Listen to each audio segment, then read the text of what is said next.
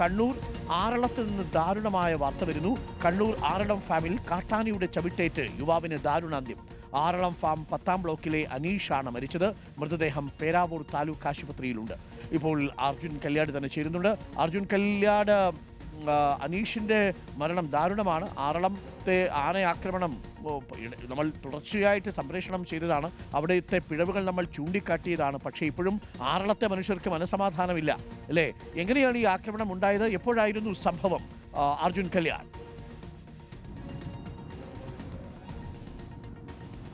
ഡോക്ടറുടെ ഇന്ന് പുലർച്ചെയാണ് കണ്ണൂർ ആറളത്ത് ഇത്തരം ഒരു കാട്ടാനയാക്രമണം ഉണ്ടായത്. ആറളം ഫാമിലെ 10-ാം ബ്ലോക്കിലെ സോമന്റെ മകൻ അനീഷാണ് മരിച്ചത്. മൃതദേഹം ആദ്യം പേരാവൂർ താലൂക്ക് ആശുപത്രിയിലും അതിനുശേഷം ഇപ്പോൾ പരിയാരം മെഡിക്കൽ കോളേജ് ആശുപത്രിയിലേക്കും മാറ്റിയിട്ടുണ്ട്.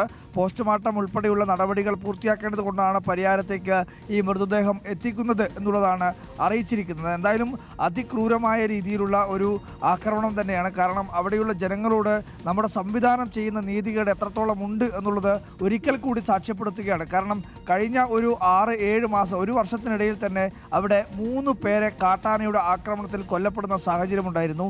ആ ഘട്ടത്തിൽ അവിടെ വലിയ പ്രതിഷേധമുണ്ടായിരുന്നു. ആ പ്രതിഷേധത്തിൻ്റെ ഭാഗമായി അവിടെ മന്ത്രി ഉൾപ്പെടെ ആ സ്ഥലത്തേക്ക് എത്തുകയും അങ്ങനെ അവരോട് നൽകിയിരുന്ന ഉറപ്പ് ഒരു 6 മാസത്തിനകം തന്നെ ഇവിടെയുള്ള ഈ ആനവേലി, ആന മതിൽ എന്ന് പറയുന്ന ഒരു സംവിധാനത്തിൻ്റെ പണി അവിടെ നടന്നുകൊണ്ടിരിക്കുന്നുണ്ട്. അത് പൂർത്തിയാക്കാമെന്നുള്ള ഉറപ്പ് നൽകിയതാണ്. പക്ഷേ എന്നിട്ട് പോലും അത് പൂർത്തിയാക്കാൻ വേണ്ടി കഴിഞ്ഞിട്ടില്ല. അതിൻ്റെ പരാജയം എവിടെയാണ് എങ്കിൽ കൂടിയും, അതായത് സർക്കാർ സംവിധാനങ്ങളുടെ ഭാഗമാണോ അല്ലെങ്കിൽ ഉദ്യോഗസ്ഥരുടെ ഭാഗത്താണോ കരാറുകാരുടെ ഭാഗത്താണോ ഉണ്ടായിട്ടുള്ളത്, വനം വകുപ്പിൻ്റെ ഭാഗത്താണോ, ആരുടെ ഭാഗത്തായാലും, പക്ഷേ അവിടെയുള്ള മനുഷ്യർക്ക് ഇപ്പോഴും ആന മതിൽ എന്ന് പറയുന്നത് ഒരു യാഥാർത്ഥ്യമാവാത്ത സ്വപ്നമായി തന്നെ അവശേഷിക്കുകയാണ്. അങ്ങനെ ഒരുപാട് പ്രയാസങ്ങൾ അവിടെയുള്ള ആളുകൾ അനുഭവിക്കുന്നുണ്ട് എന്നുള്ളത് ഒരു യാഥാർത്ഥ്യമാണ്.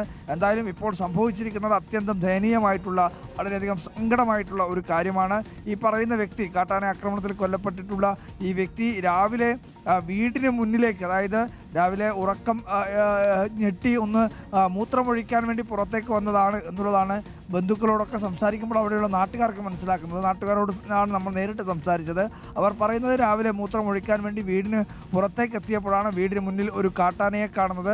അങ്ങനെയാണ് ഈ പറയുന്ന കാട്ടാനയുടെ ആക്രമണം ഉണ്ടാവുന്നത്. വീടിന് മുന്നിൽ വെച്ച് തന്നെയാണ് ഈ കാട്ടാനെ ആക്രമിച്ചത് എന്നുള്ളതാണ് അവിടെയുള്ള നാട്ടുകാർ നമ്മളോട് ഇപ്പോൾ സൂചിപ്പിച്ചിട്ടുള്ളത്.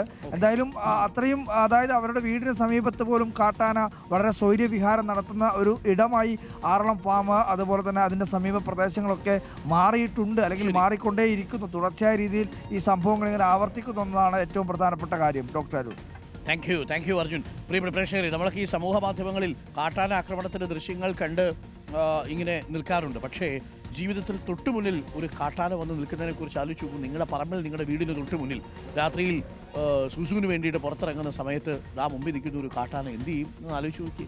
ഇവിടെ നോക്കൂ, സ്വന്തം വീടിന് മുന്നിലാണ്. അതാണ് നമ്മളെപ്പോഴും പറയുന്നത്, ഒരു തുറന്ന മൃഗശാലയായിട്ട് മാറിയോ കേരളം എന്നുള്ളതാണ് ചോദ്യം. ആറളം ഫാമിലാണെങ്കിൽ എത്ര ശ്രമിച്ചിട്ടും അവിടെ കാട്ടാന ആക്രമണം തടയാൻ കഴിയുന്നില്ല.